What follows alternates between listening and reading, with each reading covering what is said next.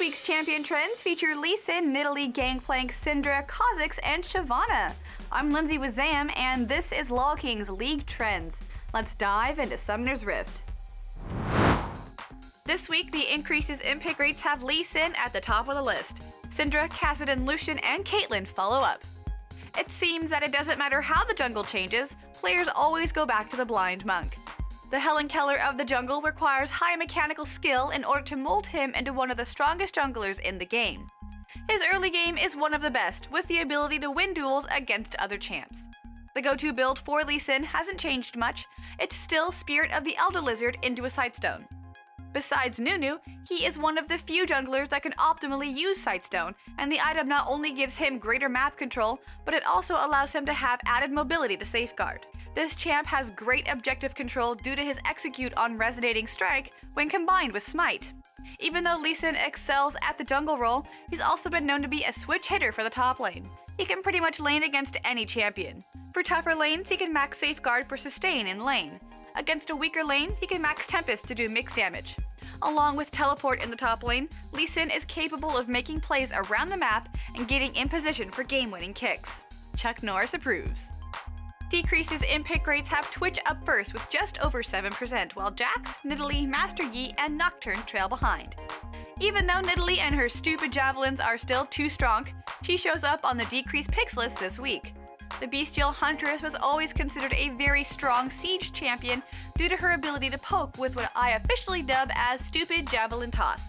We've all seen that Nidalee hit that one crucial spear which lands her team that one objective, or all the objectives. Her poke can be extremely hard to deal with both in-game and emotionally, especially if you don't have a hard initiation on your team.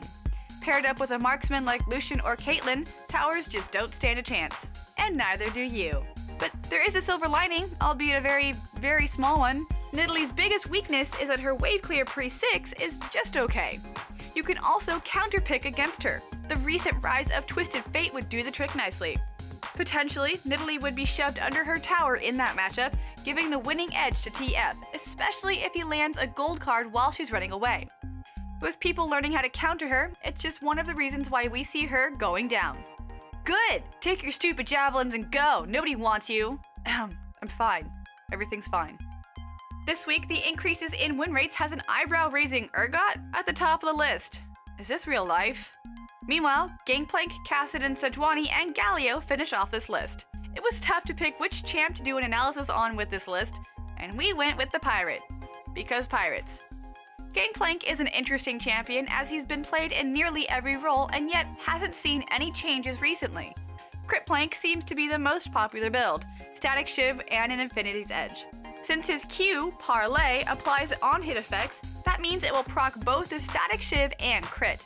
With 100% AD scaling on this ability, Gangplank can deal massive amounts of damage with high crits. Gangplank is tougher to kill than you think. Remove Scurvy heals him up and removes any CC, which then frees him so he can run at you and parlay you in the face. His ulti is also a global one.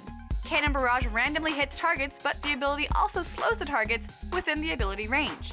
With the CC, it will help your teammates to catch up or maybe even escape from sticky situations. Even though Gangplank is not considered a meta champion, he's a great one because plundering and keel-hauling your friends is fun. Give no quarter! I really like pirates, okay? Champions on the decrease in win rates this week have Skarner down by over 2%. Nautilus, Victor, Syndra, and Talon follow up. Syndra is probably one of the strongest laners in the game. Her kit allows her to dominate her lane and single target burst on a squishy or unsuspecting opponent. She can keep the enemy mid in check with her Dark Spheres, and if her opponent falls out of line, she can punish them like a red-headed stepchild with Scatter of the Weak. And yet, Syndra does have some major drawbacks. When playing this champ, it's easy to get tunnel vision and focus too hard on bursting down an enemy laner. While she pushes the other mid player under their tower, she opens herself up to ganks. This can kill the Syndra. She also has zero mobility and no reliable escapes, so if she misses her stun or uses it before a gank, she's most likely gonna feed. And like a midget in a slam dunk competition, if she falls behind, she's useless. She has one job, and it's basically to take out the enemy's squishy target instantly and turn the fight into a 5v4. If she can't deal enough damage to assassinate someone, then she's only useful with her stun. Hey look, I went this whole segment without a ball joke. Increases in ban rates this week showed Jax with over 21%. Kassadin again, Soraka, Nidalee, and Kha'Zix rounded out. Kha'Zix has been one of the strongest junglers for a few patches, and he's still sitting at a first pick or ban tier. And guess what? He's still pretty broken. An assassin from the jungle that has mobility and is tanky is a deadly combination. Evolving his ultimate first allows him to become extremely tanky in the early game. His evolved Void Assault allows him to take 50% reduced damage, and it grants him invisibility plus movement speed. But wait, there's more! Not only is Kha'Zix a top-tier jungler, he's also a strong top laner. Hooray! The Void Weaver can scale well in any situation, and if someone does feed him, he will be able to assassinate your backline and escape unscathed. After level 11 with evolved wings and Void Assault, he becomes one of the best team-fighting champions on the Rift. He's able to jump from one target to another and get all Billy Mays on the enemy team, cleaning up the fight like a big ol' scoop of OxyClean. Kha'Zix will remain one of the strongest champions in the meta unless he gets hit by the Nerf bat. Or has a heart attack. Ooh, too soon? Finally, the champions on the decrease in ban rates has Xin Zhao in first place, while Master Yi, Shyvana, Vi, and Yasuo finish off our last top 5 for this week. The holy trinity of top laners once belonged to Renekton, Shyvana, and Mundo. With the return of diversity to the top lane, Shyvana now shows up on the decrease in bans. The half-dragon is still a very strong top laner that scales extremely well into the late game, especially with Blade of the Ruined King. Generally, she only needs one damage item, since she'll still dive into a teamfight and run you down for what feels like an eternity. Hide your kids, hide your wife. Shyvana also has a relatively good laning phase as well. Even in a bad matchup against a good ranged champion like Ryze, she's able to farm safely and poke with Flame Breath.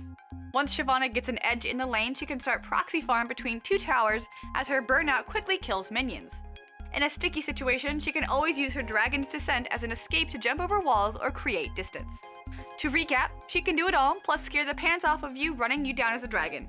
Just gonna nope out of here now.